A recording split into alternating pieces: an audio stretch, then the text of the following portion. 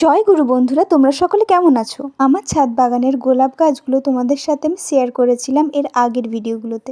গাছ ভর্তি গোলাপ পেতে এবং হেলদি একটা গোলাপ গাছ তৈরি করতে তোমার ছাদ বাগানে যে টিপসগুলো ফলো করতে হবে তার মধ্যে একটা টিপস আজকে তোমাদের সাথে আমি শেয়ার করতে চলেছি। নার্সারি থেকে গাছগুলো আনার পর সঙ্গে সঙ্গে প্রতিস্থাপন একেবারেই করবে না, সেগুলো কিছুদিনের জন্য ছাদ বাগানে রেখে দেবে, তারপর প্রতিস্থাপন করবে। আমার এই গাছগুলোতে যে তরল ফার্টিলাইজার আমি ইউজ করে থাকি তা তোমাদের সাথে এর আগে শেয়ার করেছিলাম, সেটা হলো সবজি খোসা পচা জল। সেটা আমি মাসে 4বার ইউজ করে থাকি, মানে সপ্তাহে 1বার।